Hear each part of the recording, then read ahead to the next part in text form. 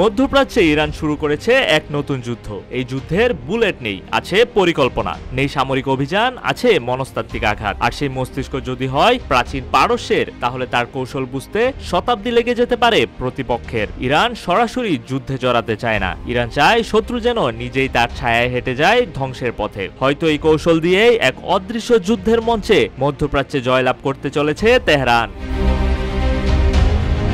বিশ্ব রাজনীতির মঞ্চে সবাই যখন খুঁজছে আগ্নেয়াস্ত্র আর সামরিক বাহিনীর শক্তি, তখন ইরান খেলছে এক ভিন্ন খেলা। গোলাবারুদ নয়, বরং এই খেলার কেন্দ্রবিন্দুতে রয়েছে কৌশল, ধৈর্য এবং মনস্তত্ত্ব। আর এই অদৃশ্য যুদ্ধেই কাঁপছে ইসরায়েল এবং যুক্তরাষ্ট্র।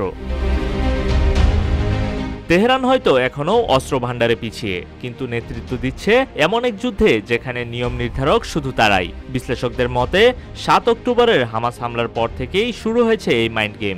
RICL TMX, যুগের পর যুগ স্থাপনা থাকে মজবুত। এটি একটি মনস্তাত্ত্বিক ও কৌশলগত সংঘাত, যেখানে ইরান নিজে সরাসরি অংশ না নিয়েও তার প্রতিপক্ষকে টেনে এনেছে এক অস্থির অবস্থানে। আন্তর্জাতিক পারমাণবিক শক্তি সংস্থা IAEA জানিয়েছে ইরানের হাতে পারমাণবিক অস্ত্র তৈরির সমস্ত উপাদান রয়েছে। তেহরান চাইলে যে কোনো সময় পৌঁছাতে পারে অস্ত্র তৈরির শেষ ধাপে, কিন্তু এতদিনেও বাস্তবে সেটি ঘটেনি। এই রহস্যপূর্ণ নীরবতা ইসরায়েল ও যুক্তরাষ্ট্রের উপর ফেলেছে প্রবল মানসিক চাপ। তারা প্রতিদিনই চালাচ্ছে নজরদারি, কিন্তু ইরান কিছুই বলছে না। শুধু ক্ষেপণাস্ত্র পরীক্ষা, ভিডিও প্রকাশ ও সামরিক নেতাদের বক্তব্যের মাধ্যমে দেখিয়ে দিচ্ছে আমরা প্রস্তুত।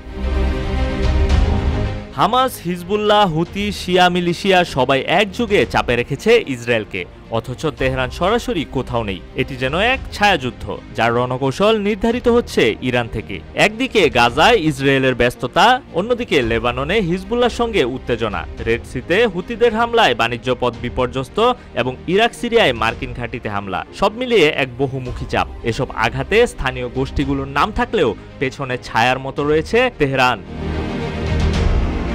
চীন ও রাশিয়া জাতিসংঘে বারবার ইরানের পক্ষ নিচ্ছে। শুধু রাজনৈতিক নয়, বাণিজ্যিকভাবেও সম্পর্ক দৃঢ় হচ্ছে তেহরানের সঙ্গে। বিশ্লেষকরা বলছেন ইরান একা নয়, এই কৌশল হতে পারে চীন এবং রাশিয়ার একটি পরোক্ষ চাল। আর এই খেলায় ইরান ব্যবহার করছে একাধিক ফ্রন্ট, যেখানে প্রতিক্রিয়া গাজায়, কিন্তু হামলা হয় ইয়েমেন থেকে। এতে ইসরায়েল প্রতিটি ফ্রন্টে পড়ছে বিভ্রান্তি ও অর্থনৈতিক চাপের মধ্যে।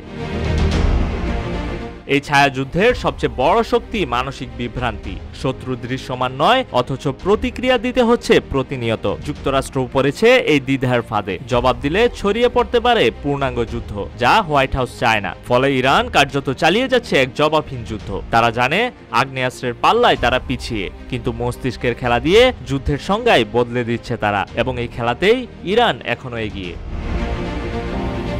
বিশ্লেষকদের মতে ইরানের আসল উদ্দেশ্য এখনই আক্রমণ নয়, বরং ধীরে ধীরে শত্রুকে ক্লান্ত করে ফেলতে চায় তারা। অভ্যন্তরীণ ইসরায়েলে বাড়ছে যুদ্ধবিরোধী জনমত, বাজেট ঘাটতি, সেনাবাহিনীর ব্যর্থতা। এর মধ্যে ইরান এগিয়ে নিচ্ছে অপারেশন টু প্রমিস 3 পরিকল্পনা, যা শুধু সামরিক হামলা নয়, বরং এক কৌশলগত ধ্বংসযজ্ঞ।